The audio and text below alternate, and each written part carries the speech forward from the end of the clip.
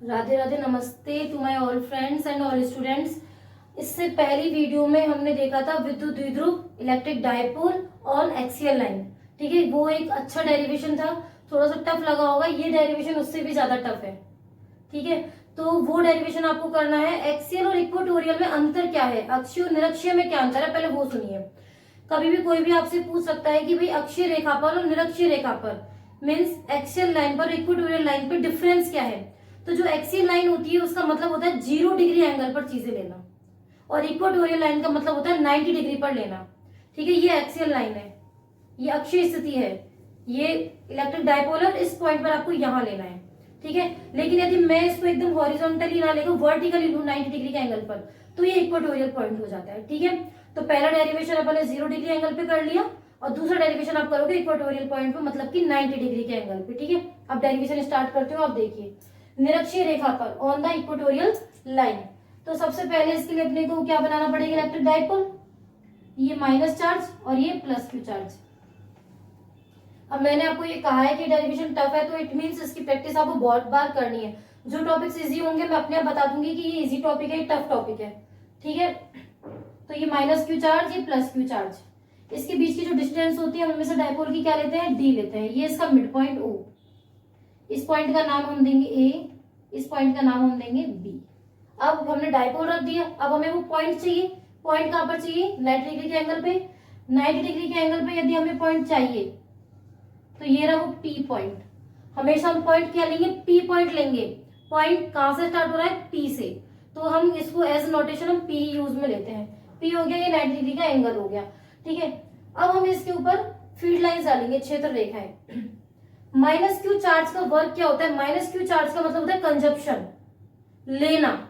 ठीक है, तो इसकी जो लाइंस होंगी वो इस टाइप से ही होंगी, लेना, ये रहा। ठीक है, इसका इफेक्ट लेने की तरफ हो रहा है इवन। एंगल यहां से बन रहा है थीटा। अब आप 11th क्लास में ये दो चीज जान चुके होंगे कि कब कॉस थीटा आता है, कब साइन थीटा आता है। जब एंगल के जैसे ये कोई एंगल है, ठीक है, ये एंगल बना हुआ है, तो एंगल के टच में जो लाइन होती है, एंगल के टच में जो भी लाइन होगी, मैं आपको बता देती हूँ एक बार, ये है और एक ये लाइन है। यदि एंगल इस पॉइंट पे बना हुआ है तो ये वाली लाइन कॉस थीटा होगी और ये वाली लाइन साइन थीटा होगी। तो एंगल से जो टच में हो रहा है वो हो गया कॉस, और जो टच में नहीं है वो क्या हो गया, साइन हो गया। तो डिफरेंस आपको सीखना पड़ेगा थोड़ा। ठीक है, यदि कोई प्रॉब्लम हो तो आप मुझे कमेंट कर देना, उस पर वीडियो बन जाएगी, लेकिन ये आपको बताना पड़ेगा। ठीक है, एक एक पॉइंट आपको क्लियर करना पड़ेगा। ऐसा नहीं कि आप उसको रटे जा रहे हो, रटने से काम नहीं चलेगा। 12th क्लास तो पास हो जाएगी रटने से, आगे फर्दर स्टडीज आप भूल जाओ। इसलिए एक एक टॉपिक को बहुत अच्छे से पढ़ो। तो ये थीटा हो गया। इस वाले पॉइंट को अपन क्या देंगे, E1 cos थीटा। माइनस का मतलब होता है लेना, माइनस का मतलब क्या होता है, लेना। तो इधर बनेगा E1 cos थीटा और यहां पर बनेगा E1 sin थीटा। ठीक है, E1 माइनस क्यू चार्ज के लिए अपन ने फंक्शन क्रिएट कर दिया। अब बारी आती है प्लस क्यू चार्ज की। प्लस क्यू चार्ज के लिए क्या करोगे आप, प्लस, प्लस का मतलब देना, मतलब E2 चार्ज कहां जाएगा, बाहर की ओर जा रहा है। देखिए बाहर जा रहा है E2 चार्ज।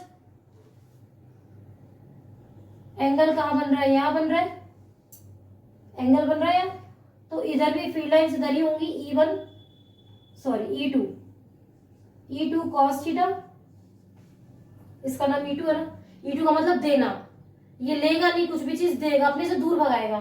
तो ये देखिए दूर कर दिया E2 cos थीटा, और ये ऊपर हो गया E2 sin थीटा।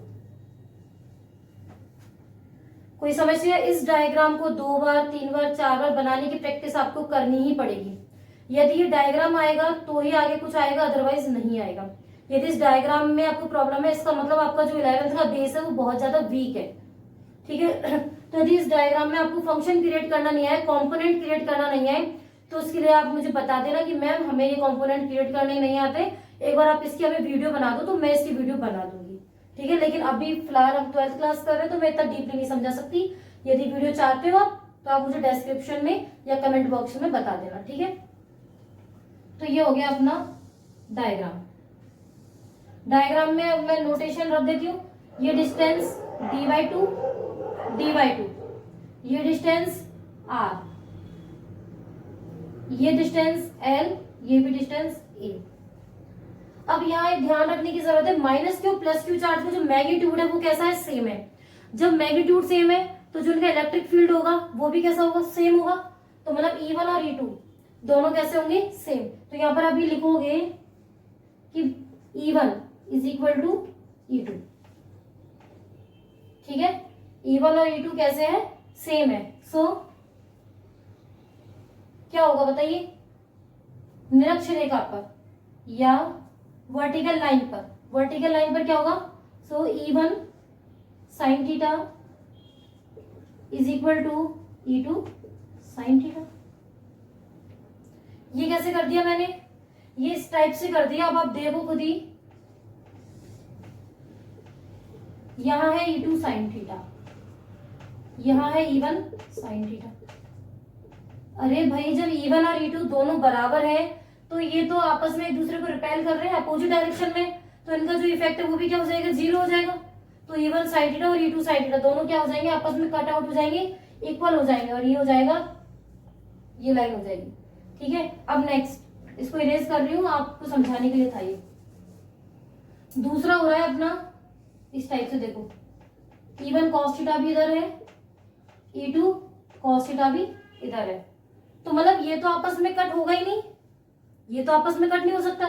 तो ये जो दोनों फोर्स है या ये दोनों जो इलेक्ट्रिक फील्ड है, इन्हीं की वजह से ही इलेक्ट्रिक डायपोल का काम किया जाएगा।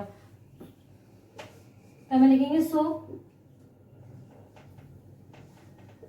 टोटल इलेक्ट्रिक फील्ड इंटेंसिटी, अतः कुल विद्युत क्षेत्र की तीव्रता क्या होगी, E बराबर E1 प्लस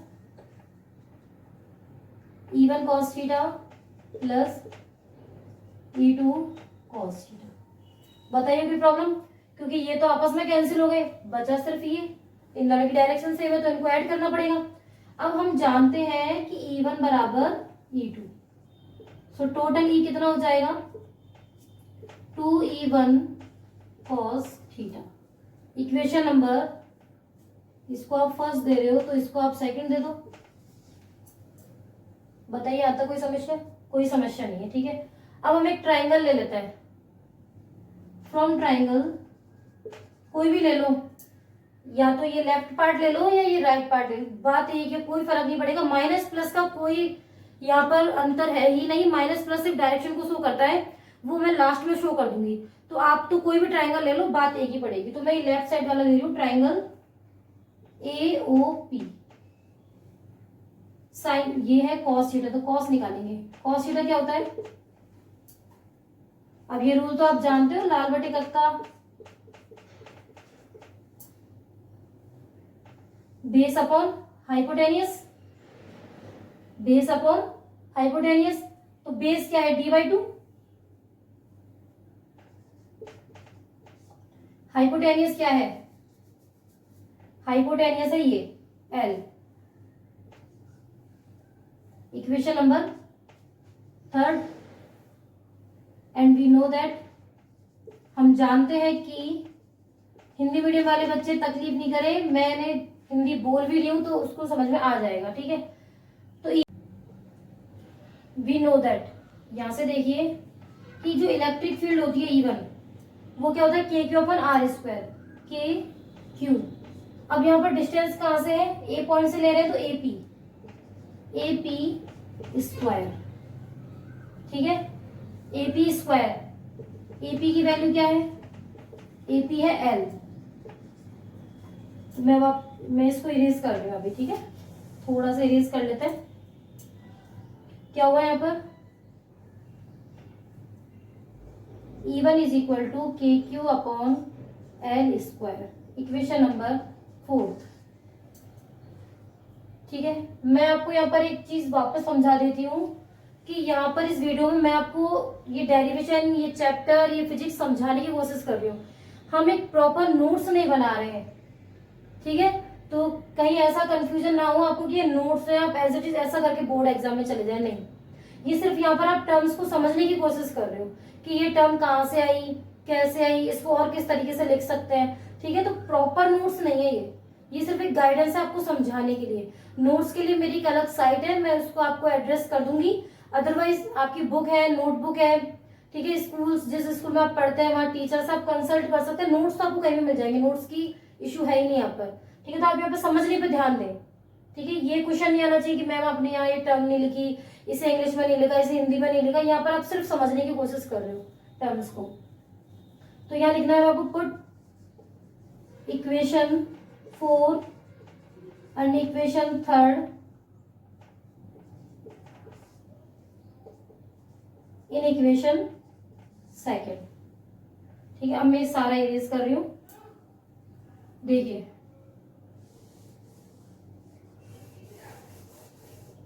इक्वेशन थी अपनी E इज इक्वल टू क्या था 2, E1 की जगह क्या रखना है अपने को KQ upon L square, cos theta की जगह आएगा D/2 अपॉन L, ठीक है। तो यहाँ पर आ जाएगा E बराबर 2KQ D/2 अपॉन L की पावर 3। ये 2 से ये 2 कट गया,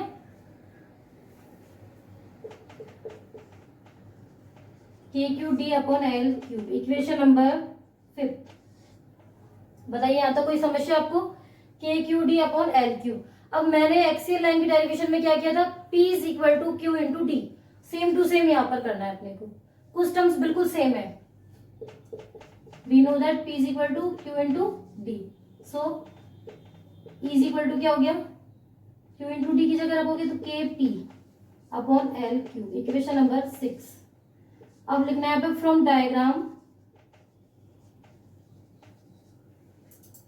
in triangle AOP Pythagoras theorem लगानी आती है। पाइथागोरस थ्योरम तो हम लगा सकते हैं, क्या होता है, हाइपोटेनियस का square is equal to base square plus perpendicular square. तो ये है हाइपोटेनियस, मतलब कि कर्ण का स्क्वायर बराबर आधार का स्क्वायर प्लस लंब का स्क्वायर। तो यह हो जाएगा L square is equal to D/2 square plus R square. तो L की वैल्यू कितनी आ गई, D square upon 4 plus R square की पावर 1/2, इक्वेशन नंबर 7। यहाँ तक कोई समस्या, कोई समस्या नहीं यहाँ तक। अब मैं सारा इरेज कर रही हूँ, इस टर्म को याद रखना थोड़ा सा, KP अपॉन L3। देखिए इधर वापस L3 इज इक्वल टू क्या हो जाएगा, D square upon 4 plus R square की पावर 3/2, ठीक है। अब जो ये इक्वेशन आई है इसको इक्वेशन नंबर 8 दे दो। आप यदि इसको इक्वेशन नहीं भी देते हो तो इसको दे सकते हो, इक्वेशन आप जितनी मन चाहे आप दे सकते हो, कोई रोक टोक नहीं है, कोई भी एग्जाम आपका नंबर नहीं काट सकती, ठीक है। आप देखिए put this values in equation 6, E is equal to क्या हो जाएगा, KP अपॉन L3 था, ठीक है, याद करने के लिए। तो E इज इक्वल टू हो गया KP L3 क्या हो जाएगा, D square upon 4 plus R square की पावर 3/2। यहाँ से हमें वापस से R को बाहर निकालना है, जैसे उसमें निकाला था हमने बाहर, यहाँ पर आप R का स्क्वायर बाहर निकालोगे। R स्क्वायर बाहर निकालने का मतलब है उसका इसमें डिवाइड करना। तो R स्क्वायर को बाहर निकाला तो R स्क्वायर का डिवाइड, इसमें से भी R स्क्वायर बाहर निकाला तो R स्क्वायर का डिवाइड, टोटल मिला के पावर कितनी थी 3/2। तो यदि मैं और काम करूंगी तो ये पावर से ये पावर कट जाएगी, यहाँ बचेगा सिर्फ R की power 3, 1 plus D square, sorry ये अलग अलग कंडीशन के लिए है ना। तो जब आप इसको बाहर निकालोगे तभी देखना पड़ेगा आपको इसको, कि इससे इसको कट करोगे, R3 बच गया, इस टर्म में से सिर्फ बच गया 3/2, ठीक है। उसके बाद देखिए इसके बाद क्या करना है, लेट माना, क्या माना कि जो D है वो तो बहुत ज्यादा क्या है, छोटा है, D बहुत ज्यादा छोटा है, तो ये लगभग 0 हो जाएगा। सेम बिल्कुल सेम है ये, डी क्या है, बहुत ज्यादा छोटा है आर से। तो ये हो गया K P upon R cube. In vector form होगा K P upon R cube R cap. ये डेरिवेशन कंप्लीट। हाँ, तो अक्षीय स्थिति में, निरक्षीय स्थिति में अपन ने दोनों में कर लिया। अब अगर मैं इसका अंतर आपको समझा देती हूँ, एक बेसिक अंतर है, वो आपको समझने की बहुत जरूरत है। या 1 नंबर का क्वेश्चन आ जाता है, न्यूमेरिकल्स में भी आ जाता है कि आपने एक्सियल लाइन वाला डेरिवेशन कर लिया, इक्वेटोरियल वाला डेरिवेशन कर लिया, इन दोनों में कनेक्शन क्या है। अब जिन बच्चों ने अच्छे से कर रखा है ये डेरिवेशन, उनको तो समझ में आ गया होगा कि कनेक्शन क्या है, और जिसको नहीं आया वो इधर देखिए। तो देखिए ई एक्सियल, अक्षीय स्थिति, अक्षीय क्या आ रहा था, 2kp अपॉन आर क्यूब। और ये इक्वेटोरियल क्या आ रहा था, ये निरक्षीय क्या आ रहा था, kp अपॉन आर क्यूब। तो आपको समझ में आया, अब समझ में आ रहा होगा आपको कि जो डिफरेंस है वो क्या है, कि जो ई एक्सियल है वो is equal to 2 into E equatorial है, जस्ट डबल होता है। तो यदि किसी भी न्यूमेरिकल के अंदर आपको यदि एक्सियल वैल्यू दे दी जाए और इक्वेटोरियल वैल्यू पूछा जाए, तो आप उसको क्या कर दोगे, 2 का डिवाइड कर दोगे, और यदि ये एक्सियल पूछा जाए तो 2 का मल्टीप्लाई कर दोगे। सेकंड बात ये है कि ये स्क्वायर रूल का फॉलो नहीं करते हैं। कूलाम नियम क्या कहता था कि जो इनवर्सली स्क्वायर को फॉलो करते हैं, लेकिन ये इनवर्सली स्क्वायर नहीं है, ये क्यूब को फॉलो करते हैं, इनवर्सली क्यूब को फॉलो करते हैं। ठीक है, अब थर्ड डेरिवेशन पे आ जाओ। एक्सियल लाइन ले ली, 0 डिग्री एंगल ले लिया, 90 डिग्री एंगल भी ले लिया। यदि बीच का कोई कोण आ जाए तो क्या करोगे, बीच का एंगल आ जाए तो क्या करोगे, तो उसके लिए ध्यान देना है कि ये तो यहां से हटेगा, कोण ये रेखा आ जाएगा।